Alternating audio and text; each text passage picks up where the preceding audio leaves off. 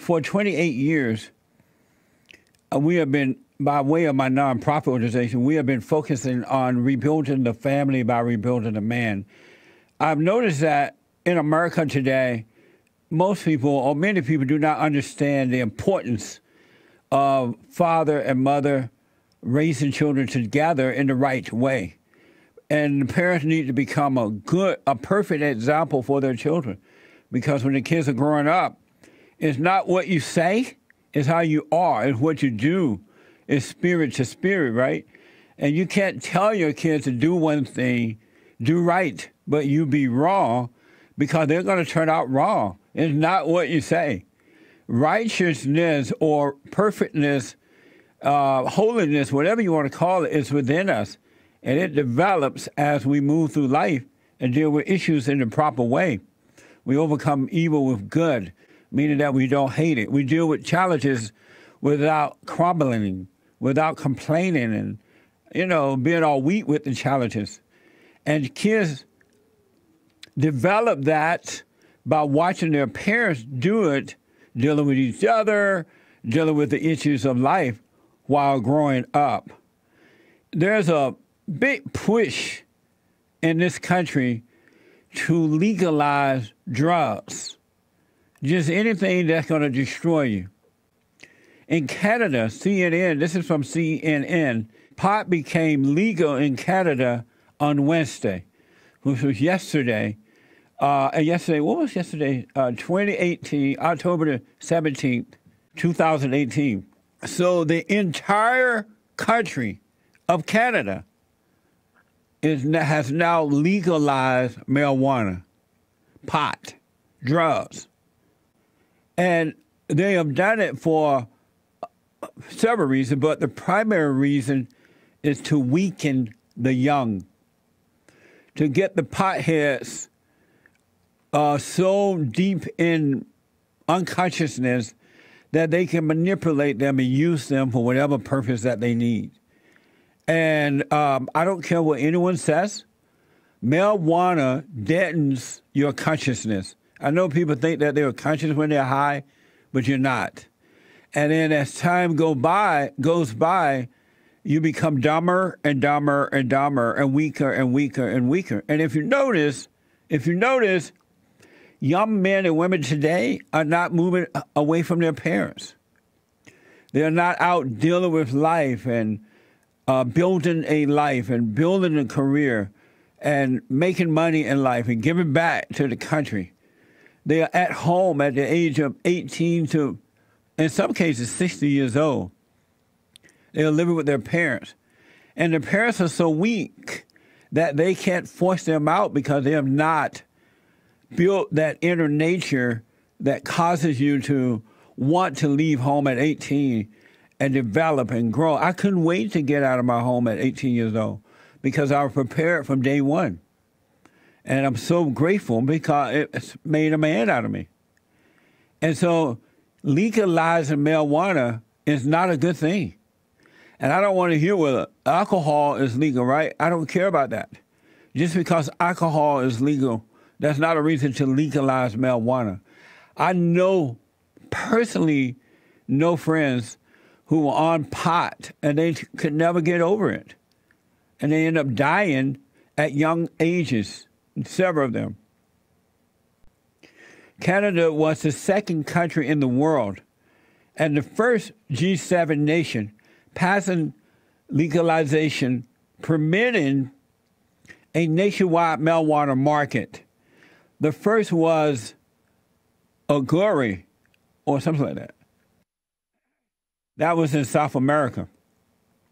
Marijuana dispensaries are open. Adults 18 and up can carry and share up to 30 grams of legal marijuana in public, according to a bill the Canadian Senate passed in June. Justin Trudeau tweeted, "It's been too easy for our kids to get marijuana and for criminals to reap the profits. Today, we changed that. Our plan to legalize and regulate marijuana just passed the Senate.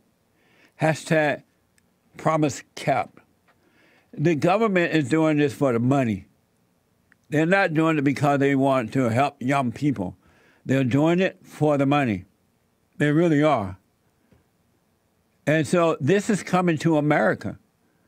There's a push, and it will happen if you allow liberals, Democrats, Rhino, and others to run the country. It will happen in America. And you'll have a bunch of potheads driving around, and not only are they putting their own lives at risk, they're putting everyone else's life at risk. And they're not learning how to deal with the real issues in life, because it's the situations in life that make us strong within.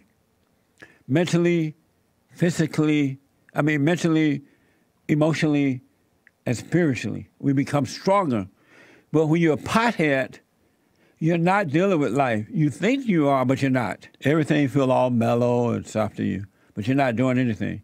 It's unfortunate, but this is coming to America. Robert, out of Miami, Florida.